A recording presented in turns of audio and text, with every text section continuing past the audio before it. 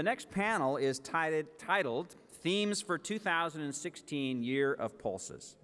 This panel will discuss all the activities that are currently being worked on, and some of the activities that we are currently looking for sponsorship to accomplish. So to moderate this panel, I would like to invite to the podium Gordon Bacon, the CEO of Pulse Canada, to moderate this panel. And in echo in the last session, Pulse Canada has been a terrific leader in trying to gather everyone together to get behind making this the biggest international year that we possibly can, and to have a true impact on the future of our industry. So Gordon, the floor is yours. Thanks, Tim. I'm concerned that you guys are going to be tired of having me up on the stage, so now this time I have a group of people to help me out. So let me introduce what we're wanting to do. And so if we can advance to the first slide, we're here to talk about the thematic areas of International Year of Pulses, and I have an expert panel who are leading these discussions to take you through it.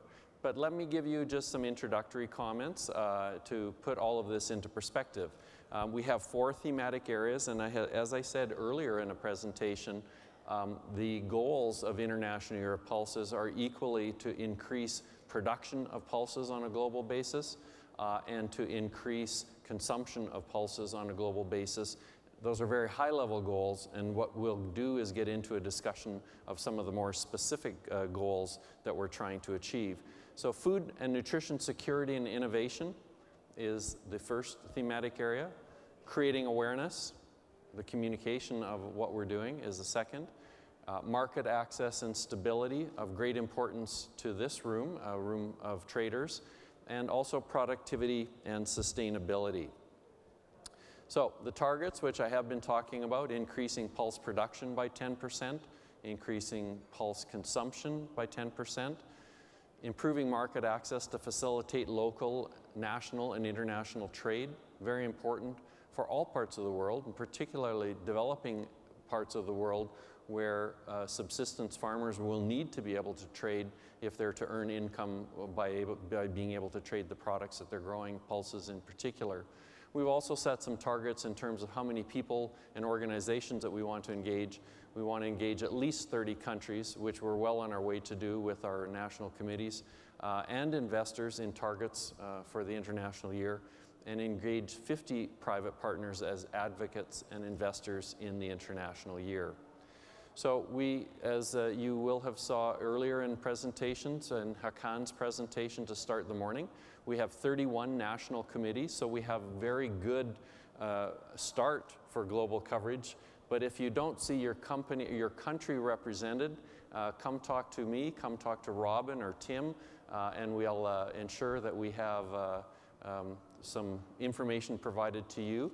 And Cindy Brown, who is the coordinator of the national committees, will certainly make sure that you're included in the regular calls that we have to tell people what's going on.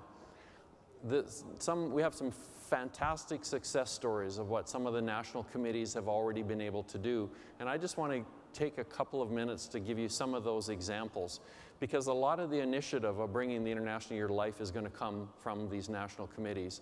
So in Japan, for example, at FoodX Japan, they had, I think it was something like 17,000 visitors go to FoodX, and at a display they had cookbooks, they gave away all their samples, they had a school program for Japan's Bean Day, and they had far more people applying, or far more elementary schools applying than they were able to select. And a really great idea that I love was the cultivation kit that they distributed, which is really getting at some of the magic behind pulses and its nitrogen fixation. So I think a terrific way to get school kids engaged, to give them an education so that they start to understand what and how pulses contribute to that environmental sustainability.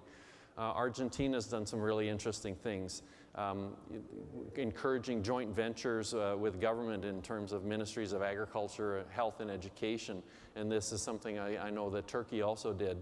Argentina has some nutritional sheets on pulses under development, participating in that recipes compilation. Remember, we said I don't know how to use them, so we have to ensure that people, when they become passionate about pulses, know how to apply the passion through recipes. As a major pulse producing nation, putting together a good agricultural practices reference manual, promotion of the pulse benefits, and conferences that they are planning for 2015, Forum for Food, Nutrition and Health with the National Association of Pediatrics. So bringing in some of the medical things and that focus on one of our other pillars of passion, health. Canada has done a few things. We have a few things under development, including some videos which will help to promote pulses and help to explain some of these health and nutrition benefits. We'll be sponsoring some food ingredient courses for processors using pulse ingredients at a couple of Canadian institutions. Alison Amater is in the audience from Alberta Pulse Growers, and Alison is actually the International Year of Pulse Coordinator in Canada. So I should almost have Alison, you can talk to Alison to find out more of the details, but one project that Alison was particularly fond of was the traveling museum exhibit, which will be set up at a national museum in Ottawa for International Year, and it's set up so that it can travel to other museums around Canada in years following. We're also working to put some pulse placement ideas in some food shows, and Dr. Stephen Pfeiffer, who was here this morning, will be the star of some videos that we're doing to educate the medical community on some of the benefits of pulses. UK was really quick out of the gate, and they have done quite a bit of work in securing a national celebrity chef. They have also had extensive discussions with some of the food manufacturers, but also with the major retailer in the UK of Tesco, and took the leadership role on developing a school education platform, something that will then be shared with the other national associations so that we can benefit from what one national group does to the other. And I think that's the benefit of being part of these national associations, is that you can learn from what was done in the United States or was done in Argentina, in Turkey, or in the UK, and if you think it might fit for your market, then you can do it as well. One of the key things that we've already been able to achieve, and I think it's in part represented by the panel here today, is that we have many highly regarded and recognized international institutions and organizations involved. So we've already had a success in terms of creating some interest around pulses and the opportunity and answering those questions that we need to address in terms of how do we ensure that it is the future of food. So some of the list of the organizations you see here, it really is an impressive list of research institutions, policy institutions, both at the UN level and on a regional level as well. So over the next couple of days, if you have a particular interest in some of these thematic area meetings, we're just going to have a brief discussion, and I need to sit down so we can get the panelists talking here, but we'll be going into more detail at working committee levels. So all of you have had a long-standing invitation to get involved, and I'd like you just to take note of the list of meetings, the times, and the locations, and I would encourage you to think seriously about whether you want to be in the main theater for some fantastic presentations, or whether you have time to slip away and go to some of the thematic areas and really start to get into some of this in more detail. And I'm going to move on, but if you have any questions about the timelines, Robin Anderson and her crew would be glad to provide you with additional information about who you need to talk to attend. And I think that Robin also has some space available in her media training program. And I had a little sneak preview as to what Robin and the crew have planned. If you go again, talk to Robin. Maybe, Robin, you can just stand up and identify yourself to everybody, because we want all of you to be ambassadors and advocates and carry the passion forward. And to be an effective spokesman, it never hurts to have a little bit of training. So Robin has created a very good training program, which will be based on these communication lines that we want to carry forward with the International Year of Pulses. So we've been successful. We have some really interesting projects underway. We already have something like $8.5 million of funding that will be going to different projects. Some of it is raised from this industry. Some of it comes from some of this wide range of other groups. But all of it was based on work plans and ideas that came out of these thematic areas. So the chairs of the thematic areas were asked to think big, to dream, to create ideas, and then what we did is went back and tried to figure out how many of those could be funded and went around to various groups and continue to do that to try to ensure that we can have as many activities linked to International Year of Pulses as possible. So in total, there are over 100 activities, and we're going to hear some of those talked about today. So my last slide, we can make this dream come alive. We'll do it with individual projects. We'll do it with major events associated with International Year of Pulses. And what we want to do now is just get into a little bit more detail about what some of those plans are. So I'm going to first call on Michael Baum, who is standing in for the chair of Food and Nutrition Security and the Innovation Committee. And I want to just give you a little bit of background on Michael. Michael is the Director of Biodiversity and Integrated Gene Management Program at the International Center for Agricultural Research in Dry Areas, or ICARDA.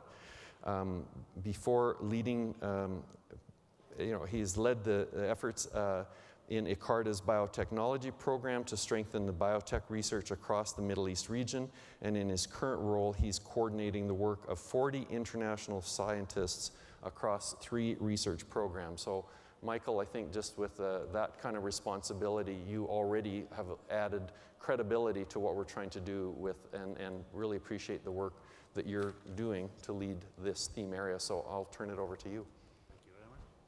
Good afternoon, and thank you very much for the introduction. As I was said, I'm standing in here for the Director General of ICARDA, who is the chair of the Food and Nutrition Security and Innovation Committee. And so the work of the committee is centered around the issues of food security, nutrition, and food innovation. It brings together many stakeholders from public institutions, private institutions, universities, and NGOs. And the work covers topics related to nutrition, including both over and undernutrition on a global scale. We think that promoting the production and consumption of pulses can help address food and nutritional challenges across a wide range of contexts. Our group aims to look at how pulses can provide solutions to the issues faced, not only across countries, but also within countries. Of course, I mean, if you have attended some of the presentations this morning, so what I'm going to talk about as part of the work in this committee, I don't think it's really relatively it's new. I mean, if you talk about pulses in the food insecure context, then we can see that pulses are an important source of vitamins and minerals. Typically, they contain twice the amount of protein that's found in grains. So we say about 25% protein in the pulses, whereas you have 10 to 15% in the cereals. Then pulses can be a cheaper and more resource-efficient source to produce animal source of protein.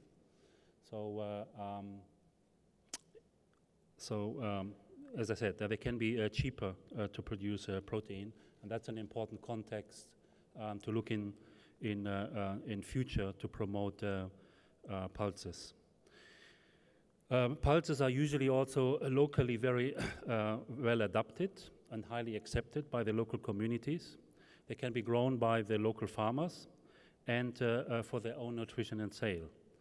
Now, of course, you understand, for instance, in the Indian subcontinent, there's a lot of vegetarian, and that's why pulses are very much appreciated there. India is also the biggest market, and there's still a gap to be closed. So there are 3 to 4 million tons of pulses that are imported every year.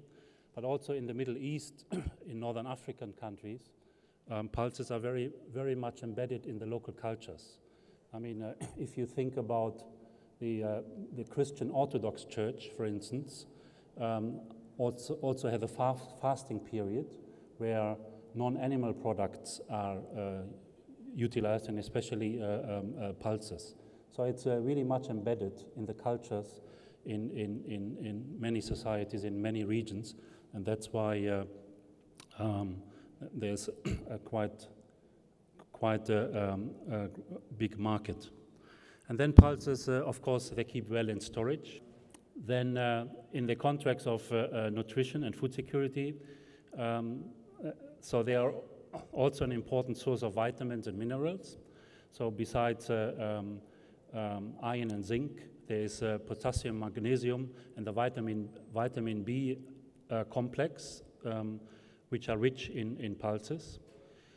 Pulses also help to decrease blood cholesterol levels if pulses are used instead of animal protein.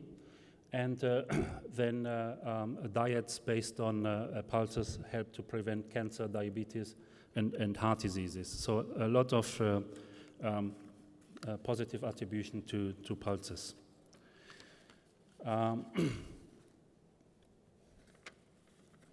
So the objective of the work of the committee is to facilitate a collaboration between the pulse industry, the research community, health and humanitarian organizations, and governments. And this is done by promoting pulse research, the development of new pulse-based products to combat malnutrition, and the reformulation of old pulse-based products. And it's also the promotion and inclusion of pulses in national food security policy, and to make sure that governments endorse those policies. So what is on the table for the International Years of the Pulses? There are a number of events planned, and the first one is a scientific conference at the Sackler Institute in New York, which is scheduled to happen around November 19th, 2015. So that's this year. It will highlight the potential of pulses for food security. It will draw attention to existing research gaps, and it will also tie event to a publication of the papers in the Annals of New York Academy of Science by the end of 2016. And so that will kick off a number of meetings and conferences related to food security, and in 2015 and 16, or every year, there's a discussion about the World Food Prize. And in 2015 and 2016, special recognition should be given to the leading work on pulses. For that reason, Dr. Mahmoud Sol, our Director General, has already written to Ambassador Quinn to suggest Dr. Fred Mühlbauer as one of the panelists in the discussions at the World Food Prize. And we're waiting for a response to this one. And of course, then there's also the possibility of having nominations for the prize itself. And it would be good if world-renowned scientists working on pulses and pulse nutrition would be considered for such an important prize. Then there is a plan for a conference on pulses for sustainable healthy diets. That is planned for May 2016, somewhere in the Middle East. It's one of the signature events of the committee. It will have a focus on nutrition and sustainability benefits. On scientific and policy, it will have sessions on scientific and policy sessions, a role of different stakeholders, and it's also tied to international events post-2015 and the Sustainable Development Goals. There will be also organized the Global Pulse food product competitions. There are a number of national competitions will be ongoing, and that will be lead to global competitions within 3 categories: consumer products, pulse ingredients processing, and humanitarian pulse products. And it's likely 2 global events for the final. Then there is the possibility of the establishment of, we have been discussing that for the establishment of a global pulse nutrition society, because there's really no society taking care of this one. Such a society should foster more research and collaboration on all aspects of pulse nutrition. It could form a meeting place for interested scientists and people around pulses. And at least it should be able to create a database on information that is related to pulse research, projects being funded on pulse research. Then another conference on pulses for nutritional security and agriculture sustainability is planned for February 2016 in New Delhi, in India. This is led by Indian government and a scientific advisory team. It's jointly coordinated with the Productivity and Sustainability Committee. And it will address topics such as production constraints, malnutrition, diversification, plant varieties, breeding, and new technologies. And many more things are planned for 2016. For instance, the committee will participate in a Jaipur conference organized by the Indian Pulse Association. There's also a plan for collaboration with FAO to organize a conference in the Middle East for a symposium on pulses in dryland, and participation in other exciting events to promote the International Year of the Pulses. This is just to give you a little bit of a flavor of activities that are planned. For some of these activities, we are still looking for support and interested members to participate in the events.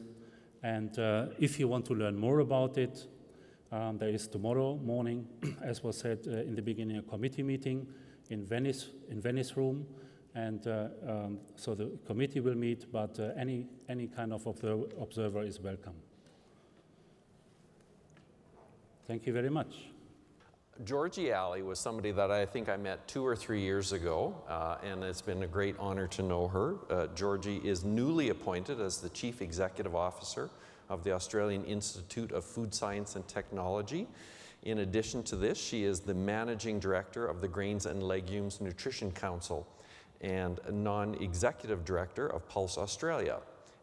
Now, Georgie has many things that she's done. I want to just note a couple of things. She chairs the Future Farmers Network in Australia, which is the only national youth agricultural network in Australia, and the Country Youth Host Organization for the 2015 Global Youth Ag Summit. And in 2014, she's a woman of renown. She was named to the Australian Financial Review and Westpac's 100 Women of Influence, and was also honored in the Women in Australia Agribusiness 100 list. So we have another high-powered chair of an IOP thematic area, and that is creating awareness. So Georgie, I will turn the podium over to you. So thank you, Gordon, and it's a great opportunity to be here today and to provide an overview on the Creating Awareness theme. And I'm sure given the presentations today, you'll note there's a lot of focus on creating awareness and of course the logo, and it's fantastic to have the brand finalised and launched here today, because our theme really does rely on that brand and making sure that we've got the correct message to go out to market over the course of the next couple of months in 2015, but really to launch in 2016. So I just want to premise, I guess, the creating awareness theme, and really reinforce the message that the creating awareness theme isn't just about creating awareness of the International Year of Pulses. The creating awareness theme is really about raising the overall awareness of pulses, but providing that global platform for us to start that communication and to start that conversation with consumers and those that really aren't in these four walls over the next few days. So it's about the longer term messaging and longer term awareness. And I guess, as we've talked about many times, creating that movement. And it was lovely to hear the earlier comments around quinoa and the movement that was created around quinoa with the International Year in 2013. So I think we can achieve more given the investment that we've already got in the International Year of Pulses. Firstly, as well, I'd like to acknowledge my committee. I have a fantastic committee made up of representatives from Canada, the US, the UK, also Europe, as well as myself from Australia. So quite a diverse team, fantastic team, and I'm here representing our whole committee and the work that we've been doing. 2015 for us has been a lot about development. We really are the theme that a lot of themes are relying on, and I know there's probably a lot of representatives in the audience from the national committees who are saying to us, hurry up, get things out the door. We know, and we have a lot of work that we've got underway, which I'll touch on, but we are working to get things out the door as soon as we can to assist national committees in the work that you're doing, but also to support the other three themes within the International Year.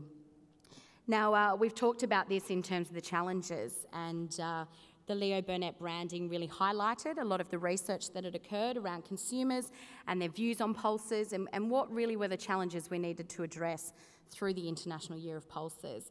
And the three questions up there on the slide around the what are pulses, why should we care about pulses, and how do I use them? And as my colleague Michelle Broom touched on in the earlier session, in Australia we conduct consumer research on a biannual basis, and this is consistent messaging we have from our consumers back in Australia. So, you know, it's an ongoing challenge, and I guess that reinforces the point around it's the start of a conversation, it's not a single year, and let's make sure we get this messaging right. So we've got a suite of promotional material, and as I said, being developed to assist the national committees, but also that broader pulse promotion. So it's not just for use internally amongst, I guess, the GPC family, but it's really about how do we support media, how do we support, you know, other consumers, grower groups that aren't in the room to be part of the promotion of pulses and to really be part of that brand journey and communicating this food for the future. We've got the website, iop.net, which I'm sure you've all visited. It's recently been updated. Do make sure you use that as a good resource. And we will be housing all of these promotional material over the course of the next 6 to 12 months, whereas they're finalised, they'll be made available through this platform. So I do encourage you to visit the iop.net website on a regular basis. So, getting into some of the more specifics around the projects that our theme is working on. Global media strategy, we've just finalised a contractor who are working to develop this strategy. The creating awareness, I guess, theme and members are here over the course of the next few days. And I know there's been a lot of discussion around how do we start generating this interest, and everybody's keen to get the interest out there. We are in the process of getting the global strategy done, but we are here to receive some feedback. So I will leave the details of our meeting tomorrow, but there's also some of my colleagues from the committee who are here. So please, if you do find anybody from the committee and you have certain views around how we can communicate, how we can include some of this stuff in the strategy, please do let us know. The global media strategy in this sense is more of a conventional media strategy. I mean, Gordon touched on a little bit earlier, and we've acknowledged AGT through their wonderful support for the social media strategy. That really will become about the broader brand and how we work online. But this global media strategy is how do we engage with some of those traditional media outlets? How do we work around some of the more conventional communication channels? As I said, the strategy has been funded, but I will reinforce that the implementation of the global media strategy is still at this stage unfunded, and as part of the broader work, of course, we know where part of that fundraising is occurring, so we look forward to receiving some funds on that one as we move forward. Now, looking at message maps, so I guess consistency in message and making sure we're all aligned to what the message is. And I know in Cape Town last year, and unfortunately I couldn't get along, but there was a big discussion around some of the messages and some of the questions people might have that they wanted answered. A lot of the thematic groups have been going through, well, what are the queries in their area? What might be some of the messages and questions that consumers might have or need? And as a result of that, we've collated this into a message map, which is in development at the moment. And this will be a document available to all national committees, but also housed on iop.net, provided to media, and really used as that basis of, well, what are we communicating, so everybody's on the same page. So we really look forward in getting that out to you in the not too distant future.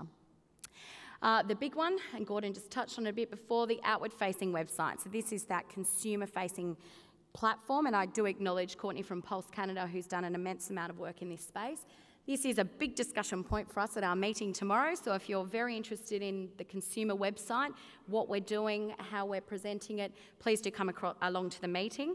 But it will really be about answering those three questions that we've talked about. So, how do I use them, what's good about them, and what even are they? So we really will be going through sort of how do we deal with all those layers, and how do we deal with the certain amount of communication different audiences might like when they come to a website of this scale. And as we said, it is about building that longer term pulse awareness and the life beyond IOP. So it's really a key component of the website, but also linking to the brand work that's going on at the same time. Now the school program, and I do acknowledge the UK team in this area who've done an immense amount of work around pulling together 6 lesson plans, looking at how do we get pulses in the school curriculum, very much targeted at the primary school age, and really starting that conversation quite early. And we're very close to finalising and launching those school lesson plans, so we really look forward in making that available to you in the coming months. And as we all know, getting anything new in any school curriculum, I know it's a challenge back home in Australia, and I'm sure it's the same for many in the room. We need to start these conversations early, so getting that material to you is quite a priority for us. And thank you to those through the national committees who have provided feedback. I know that it's been of great value to the team in the UK in coordinating this and making sure it's as applicable as possible across all the different countries that are involved. Everybody likes a photo, so it's a key priority for us to make sure we've got a good resource bank available.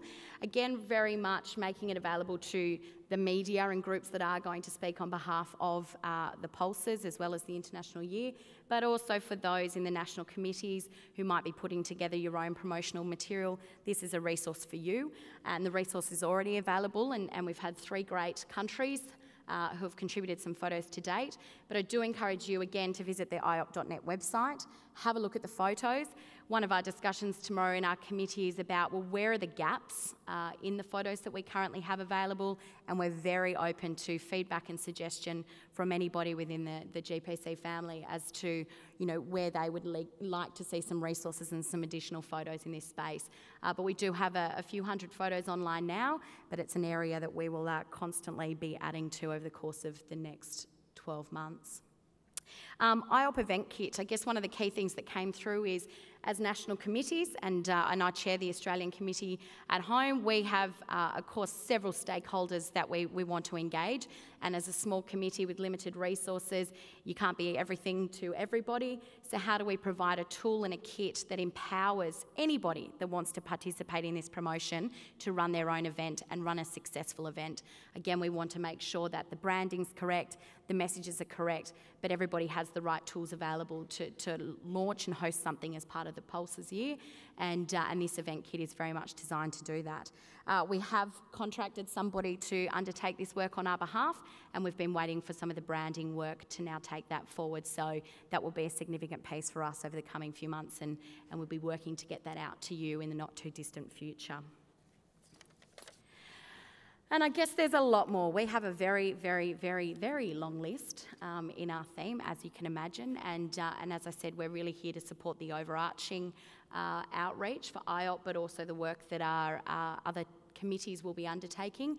So we will be having quite an intensive meeting tomorrow, and I do believe we're the only theme having a meeting at this time, because there was a lot of interest amongst delegates attending the conference this week to attend the session. So please don't hesitate to come along tomorrow. 10:30, the Sicily room, which is on this level, just back towards the escalators at 10:30. And of course, every observer's welcome. And we will be throwing to the observers for some feedback as we go.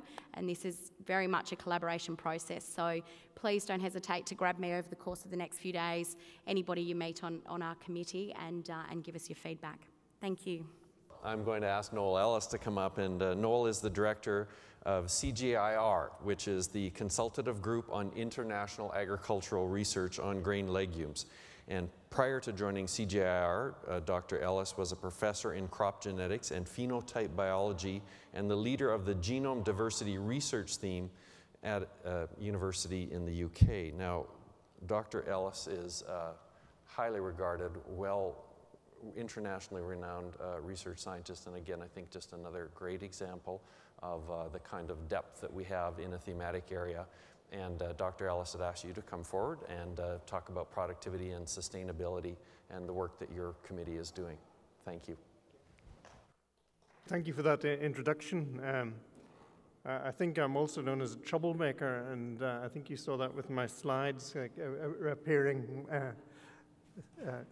So anyway, in the next few moments, I think I want to say a few things to you about this particular thematic area within the International Year of Pulse. But first of all, of course, I want to express my thanks to Gordon and colleagues for organizing this event and having such a huge amount of energy behind the resource development for the International Year. It's a really impressive effort. So I hope that the plans that we can develop within this theme and in all of the others match that that energy. So this this theme has a reasonably large committee, and everyone is listed here. You can see representatives of very many organizations in Canada, Australia, USA, France, and yeah, I think that's it by way of countries. You introduced me as being the director of the CGIAR, which was dedicated to pulses. If only that was the case. The CGIAR, as you know, is a very broad organization which is committed to international agriculture in very many ways. The little logo for the CGIAR is in fact not a legume but a cereal, which is a little bit of an issue. But anyway, within the CGIAR there is a program which cuts across four of the international centres. That's ICRISAT, where I'm based, CIAT, ICARDA, and IITA. So we have representatives of each of these organizations on the committee. So you can see that our interest in productivity is partly based in that international agricultural context, but also draws upon more commercial interests, as would be represented, for example, by the US Dry Pea and Lentil Council or Pulse Canada. So we have a range of different types of interest in productivity. But I wanted to say a little bit about why this area, I think, really matters globally. And that's sort of highlighted by the UN Strategic Development Goals, which are currently under discussion, but this is how they stand at the moment. And I think you can see that pulses have a direct line of connection to very many of these. And some are a little bit more indirect, but I think it was quite appropriate that this session began with a discussion of nutrition and health, because I think that's the underlying reason why we're interested in producing legumes, because they're such good food. Of course, there is a secondary reason for being interested in pulses, because they have this role in agricultural systems where they promote mainly soil health and minimize environmental pollution. So, but of course that's a property that's common to many legumes, including forage legumes. But the pulses, particularly, the reason for being interested in them is because of their nutritional status, and that's the underlying reason for wanting to organize research on in the production systems. And of course, that's balanced by all sorts of economic and social factors. You know, what does that change in the price mean?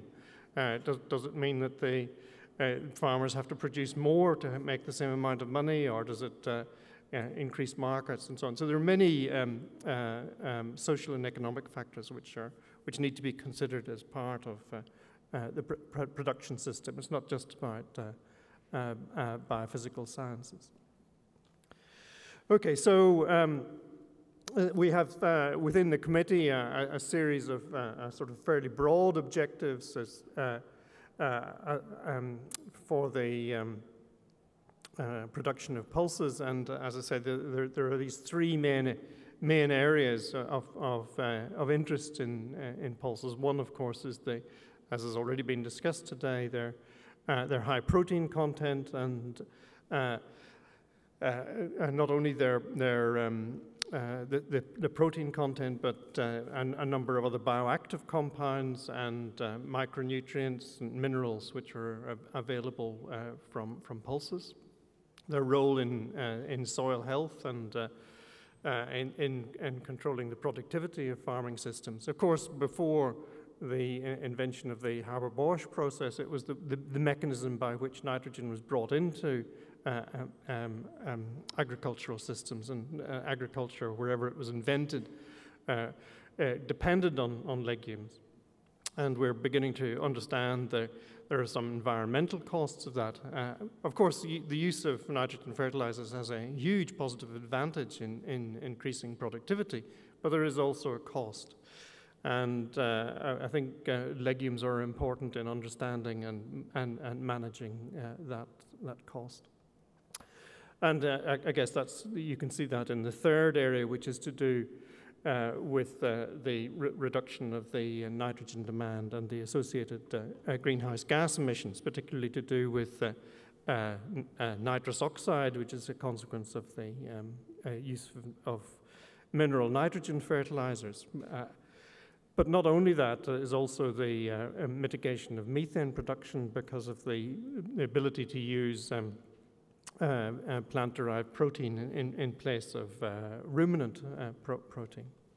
So many areas in which legumes can contribute environmentally. So because of this environmental component, we're very interested in increasing the area under legume production, because it has this consequence. And if you think about it, if we really want to balance the nitrogen cycle at a global level, it has to be done on a very extensive basis, and therefore it has to deal with the very many small farmers who are responsible for managing such a large proportion of the agricultural area in the world. Okay, so I think we've already seen these targets several times, but we have these three broad objectives of increasing pulse production, engaging many countries in the advances in legume production through the International Year, and to engage with the private sector. And I will say that this meeting, I think, has been a bit of an eye-opener for me as to how well that engagement between the public and private sector can work, and it is an area in which the CGIAR is really very keen to promote, because, of course, it's part of sustainability to have an engagement with the private sector, and to have commercial sustainability is as important as the environmental sustainability. because without it, it doesn't happen.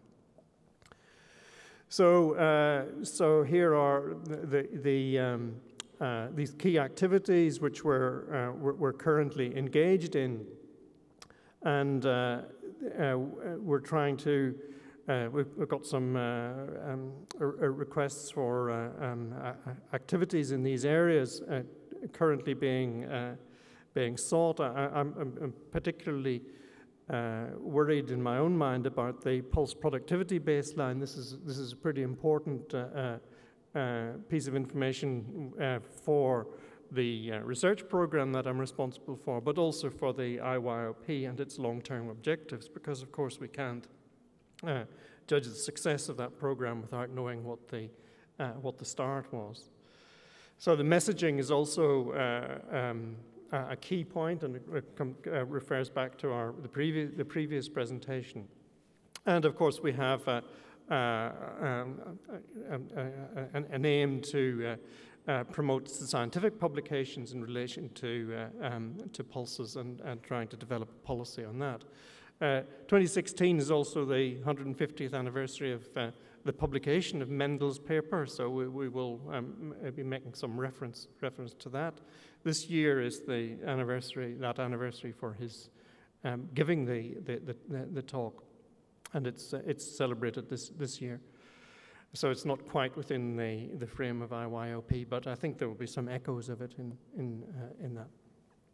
One of the things that this committee was very keen to do was to make sure that the opportunity of the International Year doesn't end at the end of 2016.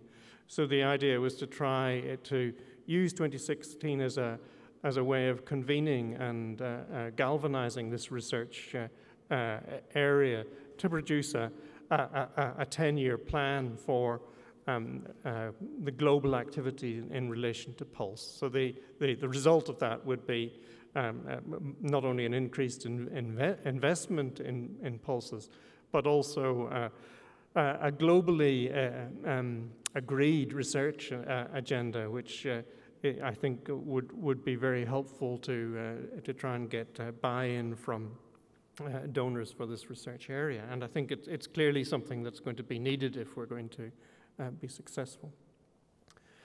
We've heard that there are going to be many conferences, but I think within this area, one of the landmark events is this Pan-African Grain Legume Research Conference, which is a combination of this subject area and also the World Cowpea Conference. And it will be in March 2016 in Livingston, and Irv Widders, who is in the audience somewhere, who will be able to tell you more about the details of this conference.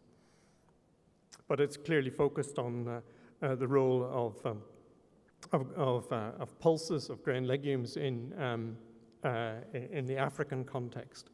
I guess I should confess that the program that I'm responsible for is the grain legumes program. So it includes pulses, but it does not exclusively pulses. There are currently a number of genome sequencing projects which are underway.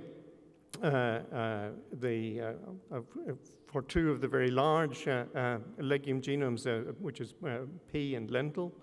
Chickpea genome has already been published, but there is some activity underway to look at genetic diversity through extensive resequencing of germplasm collections.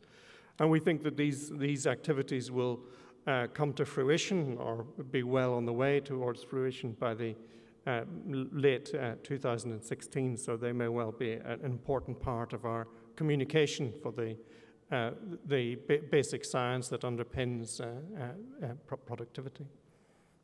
So here in this slide, we've got just a list of some of the events which will happen throughout the year. The American Agronomy Society, the International Legume Society Conference, the Pan-African one that I've just talked about, work on a program on ascochyta blight, major constraint in many of our pulse crops. And also the international conference on legume genetics and genomics, which will be in China, and will include some activities in relation to pulses. It's slightly broader than pulse, but nonetheless, I think very appropriate place to highlight the role of pulses. Okay, so with that, I'll just hand over to the next speaker.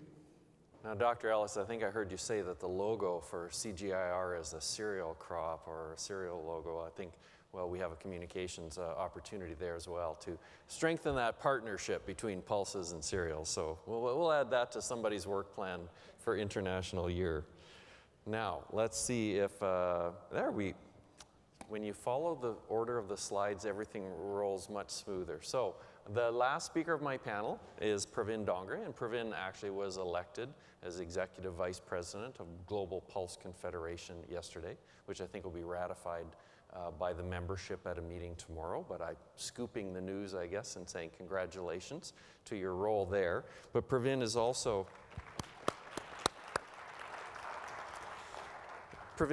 the CEO of the Indian subsidiary of Glencore, and Glencore is one of the largest commodity trading companies in the world. And in India, and Pravin is personally involved, actively involved in grains, pulses, sugar, oilseeds, and the cotton trade, both trading domestic products as well as involved in exports, imports, and distribution. And I think that everybody in the pulse trade knows Pravin, and I'm going to ask Pravin to come forward as he is the chair of our fourth thematic area, market access and stability. So Pravin, I'll turn the podium over to you. Thank you, Gordon, for that very kind introduction. Colleagues on the dais, ladies and gentlemen, it's an absolute pleasure to be here and be given this opportunity to participate and give my views or the Indian perspective of what we are doing in the International Year of Pulses. So one of the four themes of 2016 is market access and stability. And this may seem a less immediately public-facing topic than those being tackled by my colleagues, but market access is fundamental to food security and livelihoods. As well as you all know, recent data shows that over 12 million tons of pulses is traded worldwide. The seaborne trade of pulses is about 12 million tons. And in my own country, we produce over 19 million tons and import about 4 million tons. Just to give you a feel of the Indian demographics, we are a country with 1.3 billion people. 65% of them are under 35 years of age. And with an expected growth rate of 8% per annum, we will see this economic growth permeate into the Tier 3 and the Tier 4 cities of India, into rural India where over 70% of the population lives. This country of 1.3 billion people is by and large a vegetarian country. And obviously the protein requirement will come from pulses. So as this economic progress permeates into rural India, into the Tier 3 and Tier 4 cities, in a country like India, which has traditionally or historically been a poor country, is now a developing country, we will see that this additional resource or money available in the hands of people will directly convert to consumption of food. And we are already seeing it. We are seeing the pulse consumption in India galloping at a rate of 5% per annum under the current growth rates. We are seeing chicken consumption going up at the rate of 7% per annum. We are seeing edible oil consumption going at the rate of 5% per annum. So this is just to give you, since I come from India, I'm giving you these numbers, and addressing these challenges is going to be the key, and access to these markets can help us achieve our goal to see that more pulses are grown in the country, more pulses are sold in the world, and more pulses are consumed worldwide.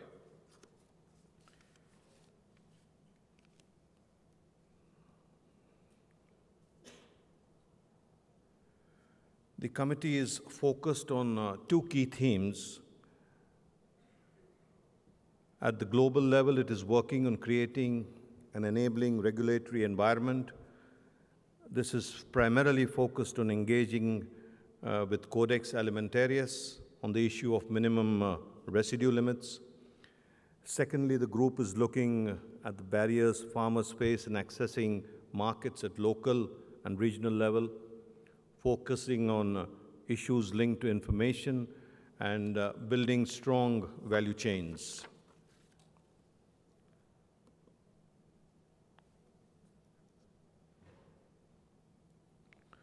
The task, of course, is tremendous, and all the issues cannot be tackled through a single year and a relatively small group of people.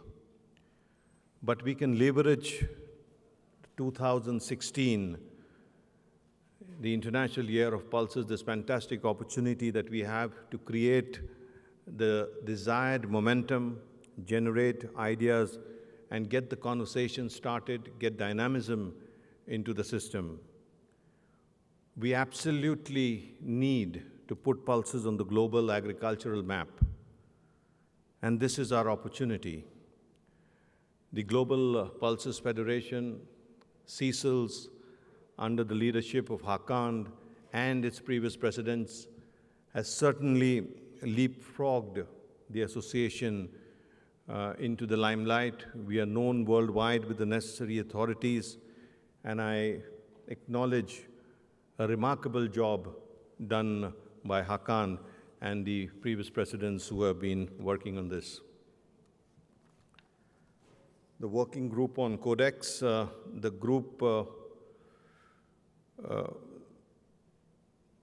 working on the international regulatory environment is focused on outreach and advocacy that will be targeted at Codex with the FAO, with the WHO. The group does not have distinct series of projects, but instead is working on one main topic through an ongoing outreach effort. To support the advocacy and outreach efforts, the team will be participating in key events in the coming 18 months. And as you can see on the slide, we would welcome engagement from industry members around these events. If you are already planning to attend, or if this is of interest to you, you are very, very welcome. We had an event today in Beijing at the meeting of the Codex Committee on pesticide residue. It discussed the impact of delays on MRLs on growers.